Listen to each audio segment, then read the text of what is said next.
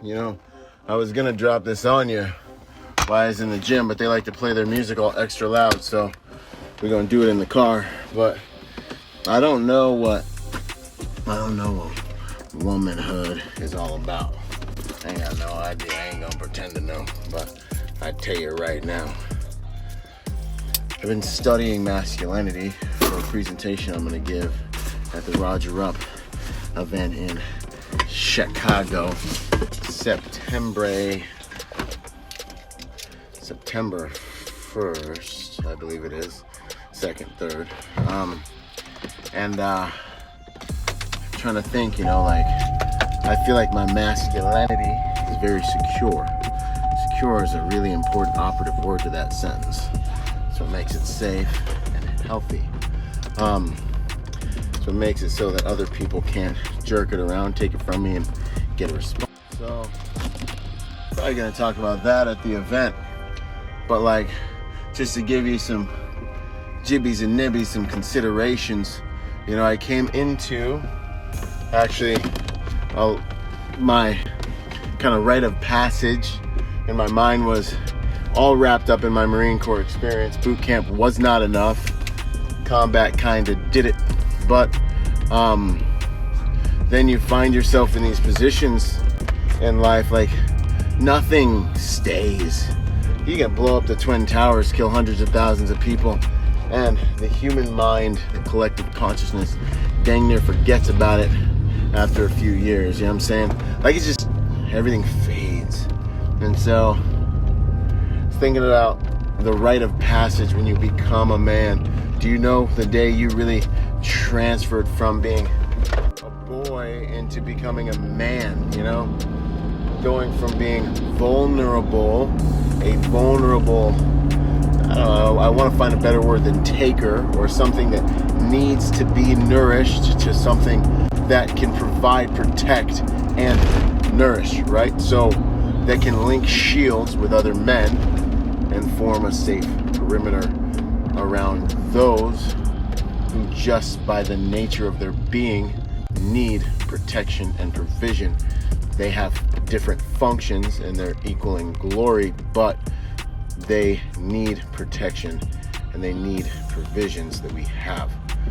The burden and the beauty of being a man is simply infused with that reality.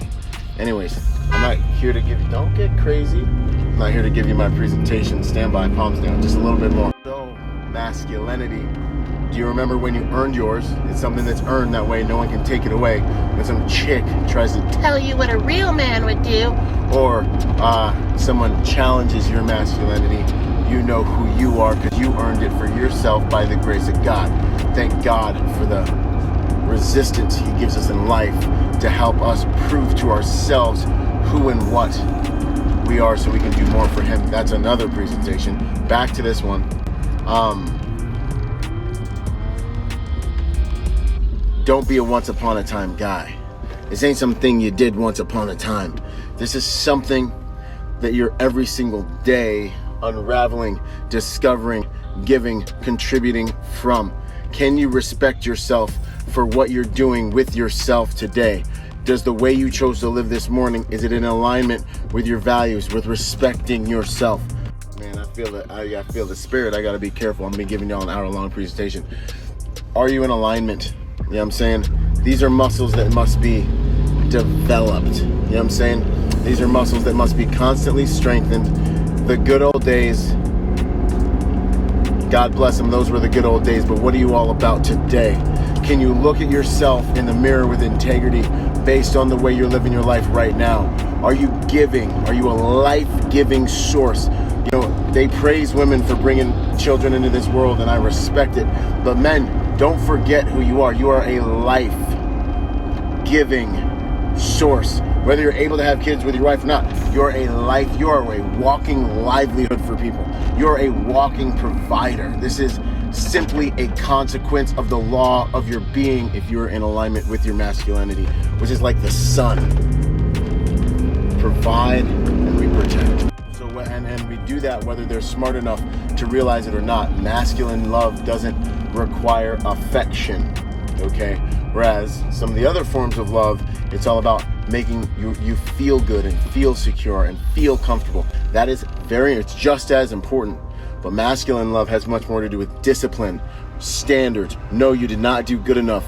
You need to do better because I love you and I'm here to place a demand on you that's going to trigger your adaptation reflex and cause you to grow. Your mommy's not going to probably do that.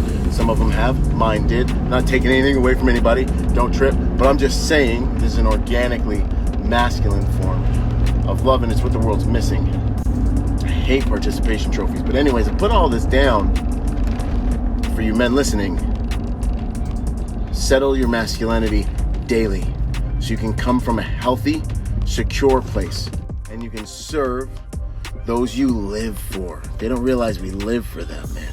We literally go to work every day. We live for them.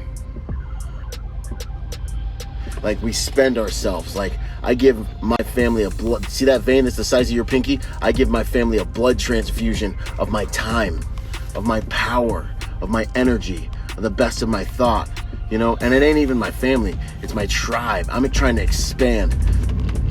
They talk about alphas and betas. Everybody's an alpha and everyone's a beta. It just depends on your situation and your place in the hierarchy. Be a good beta. Be a good alpha. Have an ego that's healthy enough to know your role and be the best in that role. But anyways, I say all that to say the alpha is focused on the tribe, the entire pride. And when I'm in that alpha role, I'm giving everybody a blood transfusion of what I'm carrying mentally, emotionally, spiritually. I've got to develop that so that I can give value so that my tribe can win. And not against you, not against like some other tribe. But yeah, against another tribe, against the tribe of darkness. Because what's going on here? When God wants to get something done on this planet, he sends a man. He sends a woman. He sends a human. And you guys can pray all you want, but I tell you right now, if good is going to live and is going to last, it's going to be because of how powerful. It's going to be because us good people decide to represent the light. If we don't, we'll go into utter darkness like we have in the past. So masculinity is very important when it comes to the overall quality of our society. The quality of society rises and falls with the quality of its men.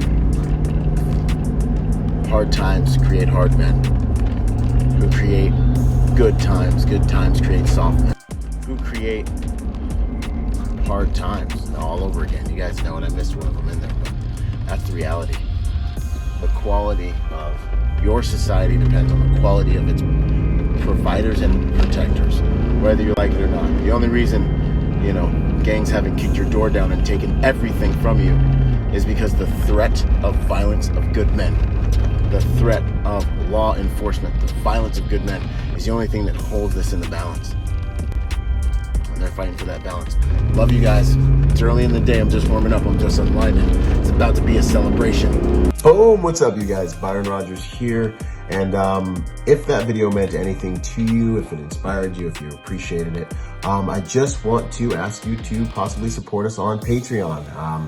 I generate hundreds of videos per year and spend thousands on free content for you guys per month because it simply is a passion of mine. It's the way that I want to contribute to the world, to the best of my ability. So obviously I'm going to continue to do it, but I wouldn't be able to make it sustainable without my partners who support me on Patreon. So thank you so much if you already do. And if you haven't done that, it's, for what you pay to McDonald's per month, you could help push the mission and this work forward. So anyways, either way, thank you so much. Like, subscribe, check the link below to support me on Patreon if you're interested in that.